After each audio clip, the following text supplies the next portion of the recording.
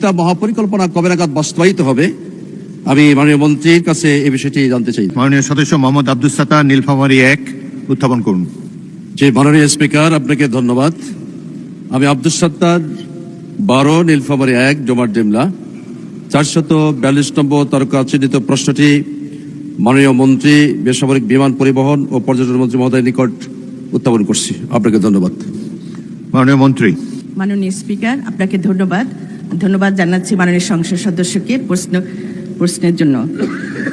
মাননীয় স্পিকার, নীলফামারী 1 আসনের ডোমার ও ডিমলা উপজেলা দুটি সমৃদ্ধ ইতিহাস ও ঐতিহ্যমণ্ডিত সীমান্তবর্তী উপজেলা।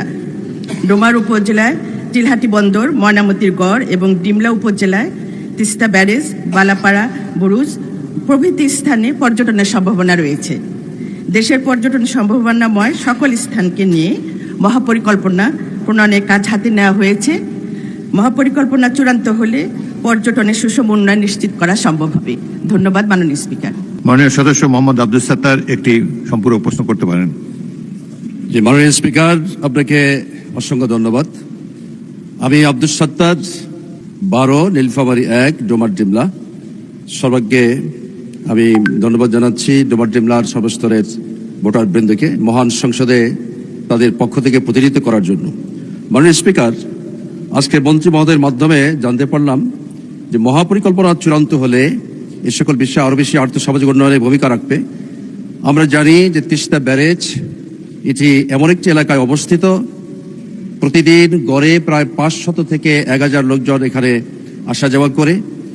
এখানে আশেপাশে মনোরম পরিবেশ অবস্থিত। এটিকে পর্যটন নগরী হিসাবে যদি গড়ে তোলা হয়, বাংলাদেশের উত্তর জনপদটি আরও বেশি মনোরম পরিবেশ হবে এবং সেই সাথে আর্থসামাজিক উন্নয়নের ভূমিকা রাখবে। মাননীয় স্পিকার, চিলাহাটি স্থল বন্দরটি গত অন্তর্বর্তীকালীন সরকারের সময় বন্ধ করে দেওয়া হয়েছে। এটি কবে নাগাদ চালু হবে? মাননীয় স্পিকার, আপনার মাধ্যমে মাননীয় মন্ত্রী মহোদয়ের কাছে জানতে চাই। আরেকটি বিষয় উল্লেখ করতে চাই, অলরেডি করে ফেলেছেন। মাননীয় স্পিকার, এখানে 3টি বিষয় জড়িত। আচ্ছা বলেন। মাননীয় স্পিকার, আরেকবার সুযোগ দেওয়ার জন্য ধন্যবাদ। তিস্তা মহাপরিকল্পনা কবে নাগাদ বাস্তবায়িত হবে, আমি মাননীয় মন্ত্রীর কাছে এই বিষয়টি জানতে চাই। ধন্যবাদ মাননীয় স্পিকার। মাননীয় পর্যটন মন্ত্রী আফরোজা খানম। ধন্যবাদ মাননীয় স্পিকার। কিছুক্ষণ আগে আমি বলেছি যে একটা মাস্টার প্ল্যান করা হচ্ছে, সে প্ল্যানের বেসিসে আমরা সামনের দিকে এগিয়ে যাব। আর আপনারা সবাই জানেন যে বিগত বছর ধরে এই পর্যটনের উপর কোনো গুরুত্বই দেওয়া হয়নি। একদম খুবই পর্যটন কর্পোরেশনটাকে খুবই নাজুক অবস্থায় আছে। আমরা চেষ্টা করছি মাননীয় প্রধানমন্ত্রীর নির্দেশে সেই কর্পোরেশনটাকে একটু ভালোর দিকে নিয়ে যাওয়ার জন্য। আমাদের কিছুটা সময় দিতে হবে। তো ওনার প্রশ্নের উত্তর আমি বলছি যে যেটা উনি বলছেন যে তিস্তা ব্যারেজের ওখানে আমরা আপাতত নেই, কিন্তু মাস্টার প্ল্যানটা যখন আসবে তখন আমরা এখানে একটা আধুনিক হোটেল এবং আবাসন স্থাপন করার একটা পরিকল্পনা আমরা নিব।